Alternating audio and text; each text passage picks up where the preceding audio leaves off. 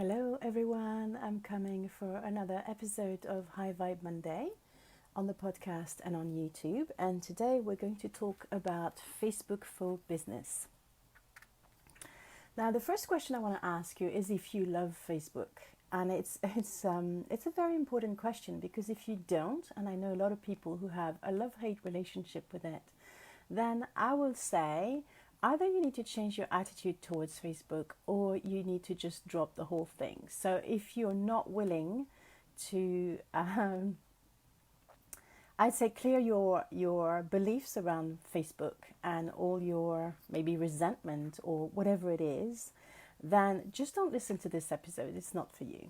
But if you're willing to give it a try, or if you already love Facebook like I do, and I really, really love Facebook, then this episode will give you some strategies and some ideas, hopefully, so that you can grow your business on Facebook without being a spammer and someone who annoys your friends. Okay, so that's really, really important. I think the one question that's the most important after deciding whether you like Facebook or not, and if you want to use it as a platform, is to find out if your ideal client is on there. And I would say there's so many people who are out there on Facebook and use it on a regular basis.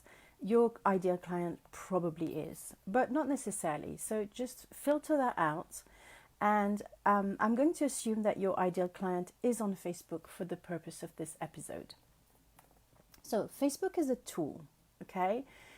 Like everything, like a knife, there's some pluses and minuses, and depending on how you use it, you can actually cook an amazing meal, or you can just cut your fingers and swear at it, okay? But the knife didn't cut you, it's the way you've used it. That's, I don't like the idea of cutting myself with a knife, but you know what I mean by that, is that it's just a tool. There's no evil, there's no good or bad in a knife. And it's the same with Facebook. After all, it's one of the only free platforms where you can do business. And I mean, when I compare it to the days before Facebook, when I did business, I had to buy advertisements in papers, try and find places where I could promote myself. Everything costed money and everything was a bit spammy as well. Whereas on Facebook, I can just show up as I am and share what I do and interact with people, but also interact with peers and share ideas. I think it's just amazing, and it's helped me to create a community, because to be frank, I don't really fit very well in my local village. I am, a bit woo-woo, and I'm French, and I wasn't born in that village, and so there's all these things that felt that I've actually found it quite difficult to make friends in this village. I do have one or two people I really like, but overall, this village is not my community, and Facebook has allowed me to have a community online and to feel that I belong somewhere. So I'm going to talk about the basics, and I'm sorry if it bores some of you who are already quite versed into Facebook, but there's a very big difference between your profile and your page. And people talk about it interchangeably, and that creates a confusion. Your profile is the actual account that you created to be on Facebook. And the page is something that you can create for your business that is separate from your profile. Both of them are free. You have to be careful, however, not to do business or mostly business on your profile, because that's against Facebook rules, and they can shut down your account, and then you'll be losing everything. So that's why one of the big no-nos is to do business from your profile, because you want to avoid to have to pay for Facebook ads. And in any case, you don't actually need to pay for Facebook ads to have some visibility and traction on your page. I remember what it was like, when the ads were introduced, or maybe they were always there, but there was always these pages that said, like my page because Facebook doesn't want to see me and it wants my money now and I can't have visibility unless I pay. And this is actually not true. what Facebook wants is interesting content and things that are going to make it interesting for people to come on Facebook platforms. So if you have a page that's engaging, that's interesting, that has lots of content, where you do Facebook Lives, when you consistently show up, you will get traction. It will take time, and you could probably have it quicker by paying an ad, but it's up to you what you want to do. Nobody's forcing you to do anything. You will have to show up consistently, and you would have to show up consistently if you had a shop, you know, and you'd be paying a rent as well. So I really don't get those people who, and actually I see less and less of them, and maybe it's because I've unliked their page. But you can do a lot on a very, very small budget on Facebook. And then once you're clear on who your ideal client is, when you're out of startup mode, then you can start using ads. And I would recommend that you hire a specialist to help you make the most out of your money, because Facebook is a platform that's quite complex, and you want to have the support that you need to get the results that you want, because you can really waste money on Facebook ads. So I'm going to start with the 3 big no-nos on Facebook. Okay, the first big no-no is to invite your friends to like your page. Now you're going to say, but who's going to like my page when I just get started? It's your job to get people to like your page by enticing them to go on there. So you can, one thing that you can do, for example, is you can post on your profile and say, hey guys, I've created a page for my business. It's about this, this, and that. And if you want to join, here's the link. That is a good way to entice people to like your page. Inviting them, and Facebook actually encourages you to invite your friends to like your page. And I will say this to you, even if I know someone very well, if they invite me to like their page and I haven't asked for it, I get annoyed. And you might say, oh, I'm a spoiled joy, but it's not just that. It's also that inviting your friends to your page, if they have a very mild interest in what you do or no interest at all, and if they're just going to like it and never engage on your page, is going to be detrimental for your page. Because if a like is it's a little bit like with email, actually. In your email campaigns, you know, if you're with MailChimp or other email providers, it's not providers, but newsletters that you can do on their platform. What happens is, if you have someone who never opens the emails that you send, it's going to lower your delivery to the rest of your list. So it's the same with Facebook pages. If you have likers that don't interact with you at all, then that's actually detrimental for you.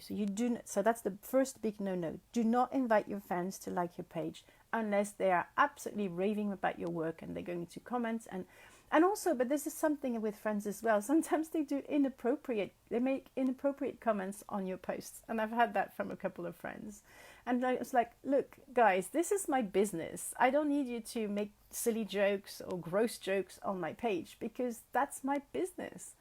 So that's another side. So you have at least 3 reasons why it's not a good idea to invite your friends to like your page. The second thing is, if you decide to create a group, and we'll discuss this a bit later in the episode, do not invite people to join your group without their permission. Again, there's so much that you can do to promote your group. You can, first let people know that you have a group, make it interesting for them, and run challenges in your group, do all sorts of interesting things, give value in your group. But I would say one of the biggest mistakes that people make, and we'll talk about this later though, I don't want to get too much into it, is to create a group before they focus on their page. And I think the page is more important. Anyway, so that's 2. Do not invite people to join your group. It's rude, it's annoying, especially if you've just made friends with them on Facebook and then you send an invite for your page in your group. I delete people immediately. This is, for me, that's it's like if you went to a party and you started distributing leaflets at that party. Like, no, I'm sorry. You're not supposed to do that. And, well, that was actually my point number 3. if you make friends with someone on Facebook, the third big no-no is to invite them to do one or two, so their friends or their your page or your group, before you even interact with them. But let me say something else. If you're a passive friend on Facebook, you never comment or interact with that person, and you just wait for a couple of weeks and then you invite, it's going to be the same. If I can't put a comment on someone's face, if I haven't had a meaningful interaction, if someone invite me to like their page, I'm deleting them as a friend. So, and most people will do the same. We're constantly bombarded with these likes and these, and we just have to follow what's of interest to us. So it's up to you to make yourself more interesting. That's your job. Don't be lazy. So now let's talk about the do's, okay? The things that you should be doing. So create a page for your business. As I said earlier, do not do business from your profile. You can occasionally mention things that you do, but first you will probably annoy your friends on Facebook, or if you don't annoy them, it will put a red flag on your profile because you're doing business from there. And you don't want to risk, and I know you can do a little bit of, but that doesn't mean that you can't share about your life and what you do in your business. It's about the promoting and the selling on your profile, which is shouldn't be done. But you don't want to take the risk that you build an audience, both on your profile and your page, and then it's shut down because you've gone against Facebook rules. And there's no point, being angry at Facebook for having rules. Rules are important, and they have a reason for being there. I had once a coach. No, actually, it wasn't a coach. It was actually someone from my home educating community, and she friended me several times, and I unfriended her several times. I think I forgot. I'm not very good with names, so I forgot who she was. And all she did on her page was post about her products. And it was just boring as hell. And it was really annoying. It was almost like having an advert on my Facebook feed, like when you watch TV and there's all these adverts. What's the point? And I'm sure she never sold anything doing that. So, So one of the do's is just create a page if you have a business and focus on that, okay? Start posting on it on a regular basis. If you can only post 2-3 times a week, that's fine, but do it on a regular basis. And don't start obsessing over the fact that people don't look at it, haven't seen it, don't click it, don't like it, don't comment on it. It will take time for you to become visible. Just keep at it, okay? And trust that it's working.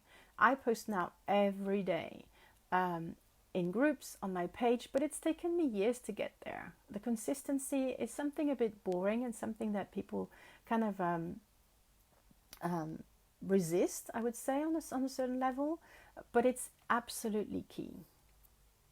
Now, one of the things that could be good for you as well is to join a carefully selected groups that first select groups of people who accept you promoting offers. I've wasted so much time even in huge groups where you can't promote, and it just doesn't work. Very often these groups are actually a disguised, playground for the person who's created the group to promote her work. And okay, this fair enough, but I think a group is for a community, and it should be more than just one person being able to promote. And sadly, I find that there's so many places where they don't allow promotion, but it's also because people don't know how to promote in a way that's pleasant for the people in it. And there's so many different ways you can promote yourself by giving value first. And that's very, very important. If you join a group, think about not how can I sell my stuff in there. Think about how can I be helpful to other people. If someone asks a question and they need help, give your knowledge, share your knowledge without adding a link for people to buy your product. That's a complete turn off.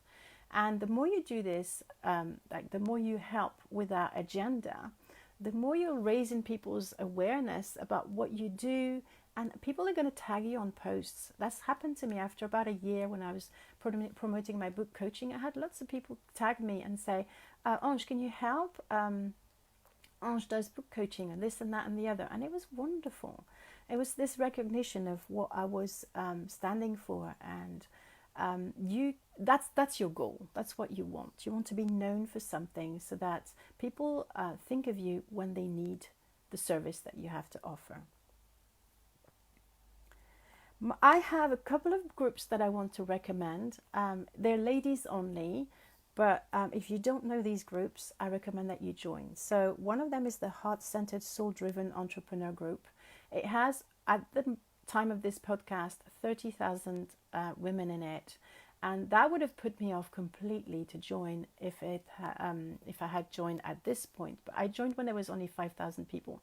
And even then, I found it incredibly daunting because I'm an introvert and I don't like groups. But it's a group that's beautifully curated, and most people are just fantastic in there.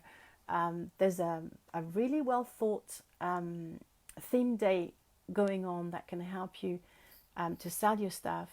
And the lady who has created this group has an amazing attitude and personality, and she just loves people shining around her. So that's a really good group to be in. The other two I would recommend are called the Recovering Perfectionist and the Manifesting Circle. Now, obviously, you might find some other groups that you like to hang out in. I have about 6 or 7. I am active in all of them, but I put my particular emphasis. If on a day I don't have the time or I'm not in the mood to really spend a lot of energy on Facebook, and I have those days occasionally, then I narrow it down to just the first one, the Heart-Centered, Soul-Driven Entrepreneur Group. That's where I have the most consistency, and another 1 or 2 if really I fancy it. But you can go into Facebook burnout if you try to be in too many places, and if you're in it because you're fearing of missing out on something, then it's not the right energy to take part in a group anyway. So that would be my advice.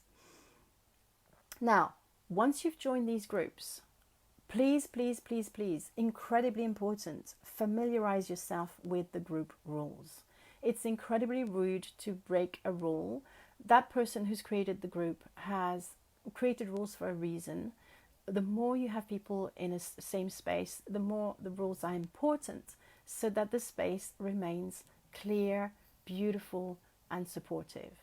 And I will not point fingers, but there's a group that I used to be part of that has absolutely no rules, and it's become somewhere no one wants to hang around. It's just horrid.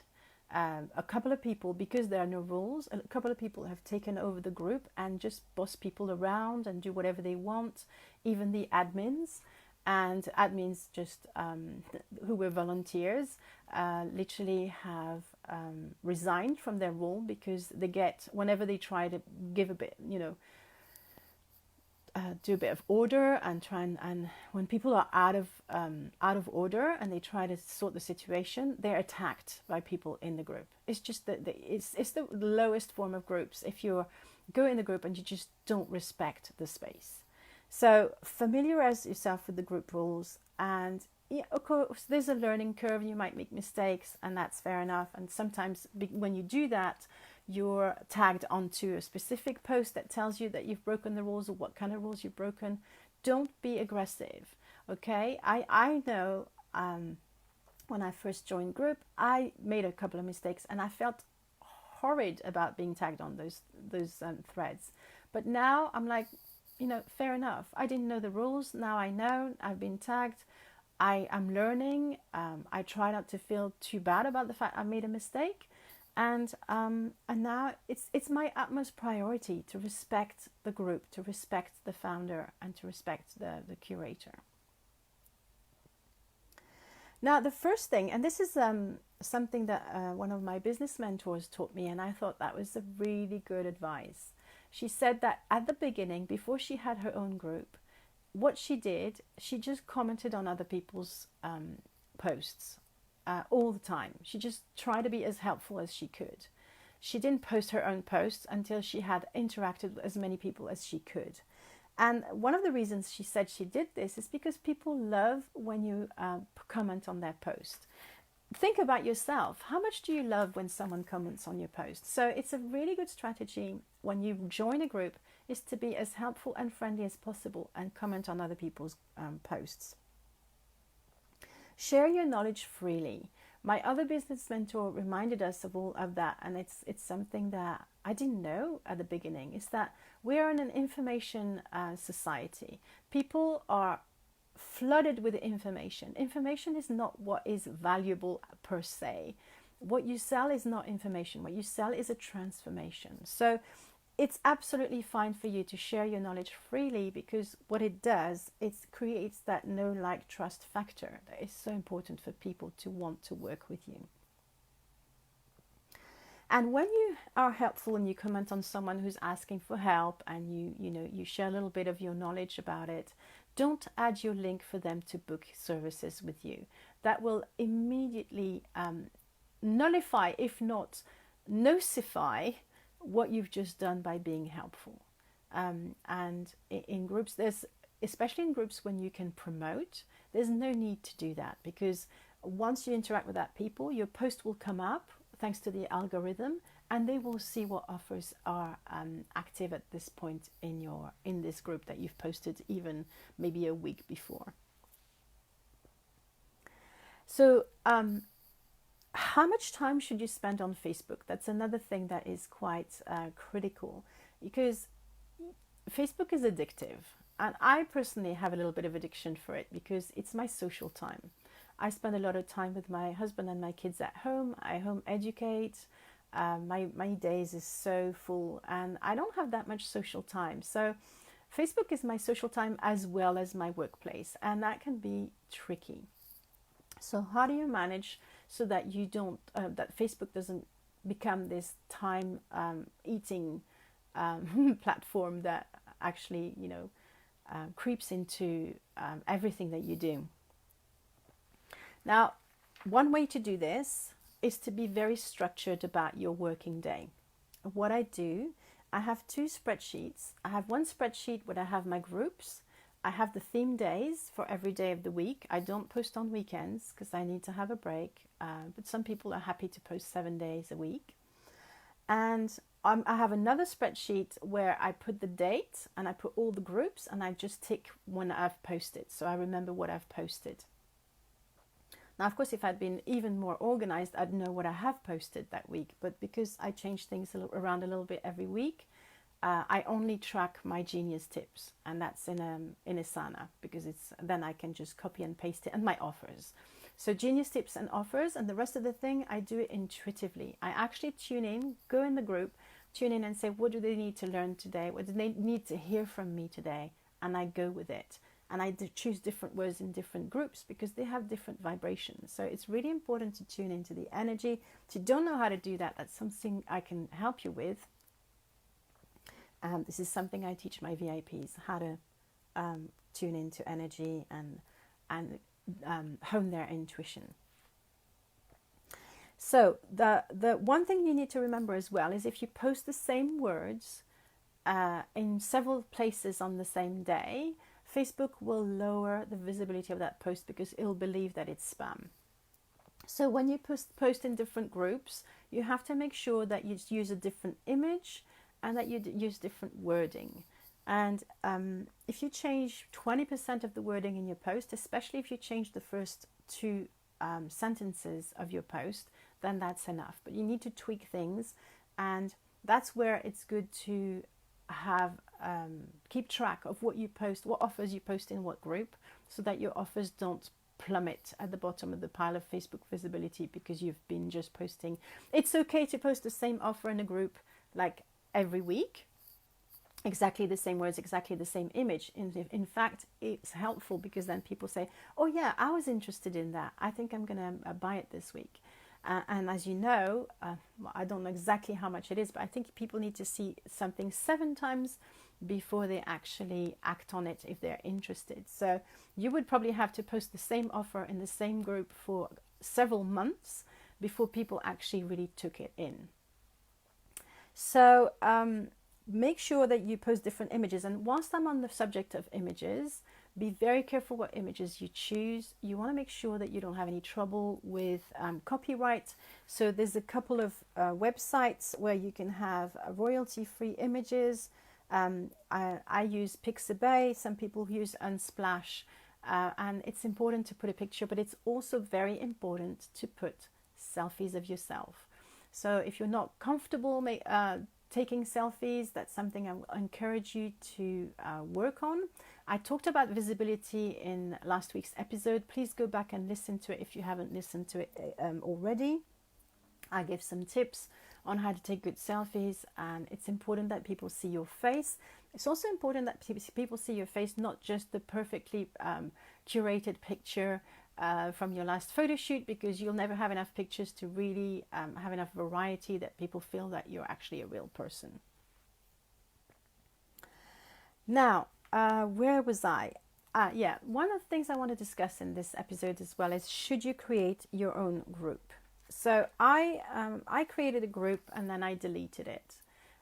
It was too much work for me. And I want to say a couple of things about groups at this point, okay? People on Facebook are on group overwhelm. There's so many different groups that if you want to create a group, first you have to remember that a group is a community. It's not going to be about you. What is about you is your page. Well, actually, it's more about your clients, but you know what I mean. So unless you're willing to be just a curator and to sit in the background of a group and to put a lot of work into it, because when you create a group, it's a very it's a lot of work to get people to engage specifically. If people just join and do nothing, then there's no point in this group. So I would say at the beginning, use other people's group as leverage for your work, and focus more on your page. People tend to neglect their pages by either focusing on their own groups, on other people's groups. Make sure if you post, I have actually on my spreadsheet that I mentioned earlier, not just the groups, but also my own page, Instagram and LinkedIn. And I make sure that I post on there regularly. Some people think that by creating an exclusive group where only people who are a member of this group will get your knowledge, that you're going to hold people captive and attract them. But that's not how it works either. As I said, people are in group overwhelm. If you only share your knowledge in your group and not on your page, then they're probably not going to be interested in you, because there's so many other people out there who are more open about their knowledge and their expertise. So at the end of the day, it's down to, do you have the time and energy to put into it to make it successful? And also, is there a need in the market? Like, I know that my group, there was a need in the market, but I didn't know how to manage it, and it was too much work for me. And at this point, in any case, I'm not doing book coaching anymore the way I used to. I do it for my VIPs, but I'm not interested in big groups or anything like that. So I just pulled it away. And I know some people were sad, but most of the people were quite passive in the group anyway. So it was one of the best decisions. I felt a really big relief when I closed down my group. This is not to say that I want to discourage you from creating your group. It can be an amazing thing, and if you have a market, there's a niche for it, because there's no such thing then go for it. But just go with it with open eyes and knowing what you commit to, because it's a lot of work. Now, above all, and this is the there was also about the Facebook page. Sorry, I forgot to mention how to choose a name. I want to say that many people use their own name, but I find it's confusing with your profile. So if you were going to say, use your name and you're an author, please add author at the end of your name on your Facebook page. If you're a coach, add coach at the end of your name on your page. I have decided to do otherwise because my name is not easily recognized in English, and I struggle to have people spell it properly. So I've decided to go for I Can Help You Thrive, which is the name of my website as well. So if you want to come and interact with me on my page, feel free to go and like it, only if you're interested in what I do. And then once you have that page, as I said, be absolutely consistent. But I will say, the last thing I will say in this podcast is make sure you have as much fun as possible. If it's not fun, don't do it. So, because people feel your vibe. If you're posting like, oh, I've got to post on my page today, this is not going to work. It's going to put people off because people can feel the energy behind your posts. So this doesn't mean that you only post when you feel like it. It means that you change your vibe before you post. And I very often do a little dance in my office before I do Facebook Lives, or before I record my podcast, or before I do an interview, to raise my vibe so that I feel really excited about doing it, rather than being a bit in that negative energy of either being anxious or nervous, or even thinking, oh, I can't be bothered today. And I will add as well, if you need a break, take a break, and then you'll come back refreshed, feeling energized, and it'll be much better for you. So it's good to have those breaks as well. I used to do Facebook detoxes, but that was when I had a bit of an addiction to Facebook. I have a much more healthier relationship with Facebook now, so I don't feel the need to detox. Facebook doesn't drain me. And if that's something that you feel, then maybe you're empathic and you're connecting with people's energies too much. You're spreading your energy thin. If that's the case, I would encourage you to check my energy intelligence for empaths course, which helps you to set boundaries and to call your energy back so you don't spread yourself all over Facebook or social media, because you don't realize it, but every time you post somewhere, you leave a bit of your energy there. So it's always a good thing to call your energy back. So I would say, Ange de Lumière, come back to me 3 times. And I do that on a regular basis. Whenever I feel tired, if my energy drops, I do that. So I hope I'll see you on my page. I hope you enjoy a Facebook strategy for your business. Feel free to ask me any questions. You will find the show notes on my website, icanhelpyouthrive.com, in the blog section. And I will speak to you again next week.